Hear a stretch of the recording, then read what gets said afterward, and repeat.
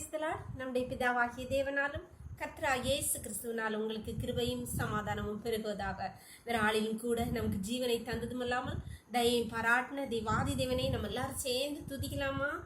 காலடி தெரியாமல் போனாலும், காலடி தெரியாமல் போனாலும் கர்த்தரின் முன்னே உண்டு, சமுத்திரம் ஒதுக்கி வழி காட்டுவார், நம்பி நான் முன் செல்லுவேன்.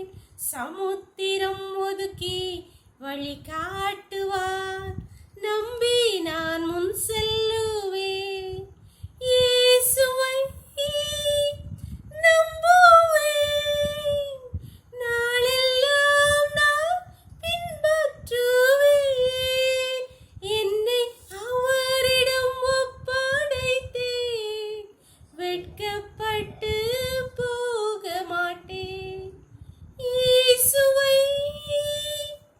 நம்புவேன், நாளெல்லாம் நான் பின்பற்றுவேன். என்னை அவரிடம் ஒப்படைத்தேன், வெட்கப்பட்டு போக மாட்டேன். இங்கே நான் பரதேசி ஆனாலும் அங்கே ஓரிடம் உண்டு, ஆயத்தமாக்கி அழைத்து செல்வார், நம்பி நான் முன் செல்லுவேன். இயேசுவை நம்புவேன், நாளெல்லாம் நான் பின்பற்றுவேன்.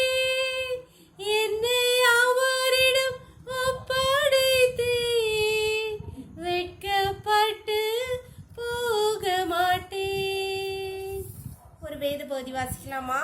யோபு 23 அதிகாரம் வசனங்கள் 11 முதல் 14 வரை. என் கால்கள் அவர் அடிகளை பற்றி பிடித்தது, அவருடைய நெறியை விட்டு நான் சாயாமல் அதை கை கொண்டேன். அவர் உதடுகளின் கற்பனைகளை விட்டு நான் பின்வாங்குவதில்லை. அவருடைய வாயின் வார்த்தைகளை எனக்கு வேண்டிய ஆகாரத்தை பார்க்கலாம் அதிகமாய் காத்து கொண்டேன். அவரோ வென்றால் ஒரே மனமாயிருக்கிறார். அவரை திருப்பத்தக்கவன் யார்? அவருடைய சித்தத்தின்படி எல்லாம் செய்வார். எனக்கு குறித்திருக்கிறதை அவர் நிறைவேற்றுவார். இப்படிப்பட்டவைகள் இன்னும் அநேகம் அவரிடத்தில் உண்டு. அன்பான தேவனுடைய பிள்ளைகளே, யோபுடைய வாழ்க்கையை நமக்கு நன்கு தெரிந்த, யோபுக்கு இருந்த செல்வங்கள், பிள்ளைகள், உறவு எல்லாம் அவரை விட்டு போனது, அவருடைய சுகம் எல்லாமே அவரை விட்டு போன போது யோபு சொல்லுகிற வார்த்தை பார்த்தீங்களா?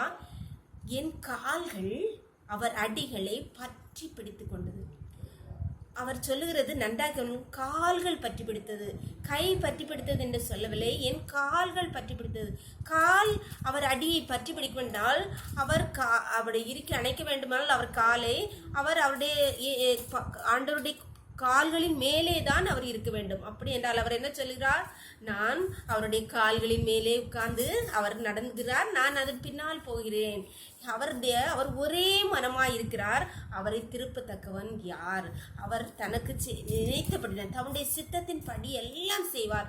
எனக்கு நீ ஒன்று குறித்து வைத்திருக்கிறார், அதை நிச்சயம் செய்வார் என்று சொல்லுகிறார். அன்பான தேவனுடைய பிள்ளைகளே, இப்போ ஏற்பட்ட யோபுடைய கஷ்டத்தை ஒரே நேரத்தில் எல்லா கஷ்டமும் வந்தது. அதே போல கஷ்டங்கள் நம்முடைய வாழ்க்கையில் வரவில்லை என்றாலும், அப்பேற்பட்ட பலவீனங்களாக இருக்கட்டும், மரணங்கள், இல்லாமைகள் எல்லாம் இழந்து நிற்கிற அப்பேற்பட்ட சூழ்நிலையில் நாம் நம்முடைய கால்கள் அவருடைய அடிகளை பற்றி பிடித்து கொண்டு இருக்குமானால், ஏனென்றால் அவர் தாம் என்ன நினைத்திருக்கிறாரோ, ஆண்டவர் நம்மை குறித்து ஒரு பாதையை நிர்ணயித்திருக்கிறார். அவர் ஒரே மனமாக இருக்கிறார். அவர் மனம் மாற மாட்டார். அவருடைய சித்தத்தின்படி மாத்திரமே செய்வார். நாம் அவன் என்ன செய்ய வேண்டும்? அவர் கால்களை பற்றி பிடித்து கொண்டால் போதும். அவர் நமக்கு குறித்திருக்கிறது, நமக்குன்னு ஒன்று குறித்து வச்சிருக்கிறார், அதை நிச்சயம் நிறைவேற்ற. அன்பான தேவனுடைய பிள்ளைகளே, உங்களுக்குன்னு ஒன்று குறித்து வச்சிருக்கிறார், அதை நிச்சயம் செய்வார். நீங்கள் அவருடைய கால்களை இறுக பற்றி பிடித்துக் கொண்டுகள், விட்டு விடாதிருங்கள். நம்ம அவரோட ஒப்பு கொடுத்துடலாமா? எங்களை நேசிக்கிற எங்கள் அன்பின் பரலோகத்தின் தகப்பனே, இந்த அருமையான அறுவேளைக்காக நன்றி நன்றி நன்றி அப்பா. இந்த நாளை கூட எங்களுக்கு இவாய் தந்தீங்களே, உங்களுடைய கிருபைக்காக இரக்கங்களுக்காக நன்றி அப்பா. ஆண்டவரே, எங்களுடைய கஷ்டங்கள், எங்களுடைய பலவீனங்கள், எங்களுடைய இல்லாமைகள் மத்தியிலே நாங்கள் உங்களுடைய கால்களை இறுக பற்றி கொடுத்துக் கொள்கிறோம் அப்பா. நீர் எங்களுக்கென்று குறித்து வைத்திருக்கிறதே எங்களுக்கு தந்தருள்வீராக தகப்பனே. உங்களுடைய பிள்ளைகள் ஆண்டவரை நெகிழ விட்டாதிருப்பீராக. ஒவ்வொரு உடைய கரத்திலே தருகிறோம் அப்பா. இந்த மூடி மறைத்துக்கோங்க. சகல துதியும் கனமும் பலமையும் பலனும் ஞானமும் எங்கள் தெய்வகாதி தேவன் ஒருவருக்கே செலுத்துகிறோம். இயேசுவின் மூல ஜெபங்கள் நல்ல தந்தையே. ஆமென் ஆமென். God bless you. கர்த்தர் உங்களை ஆசீர்வதிப்பாராக. ஆமென்.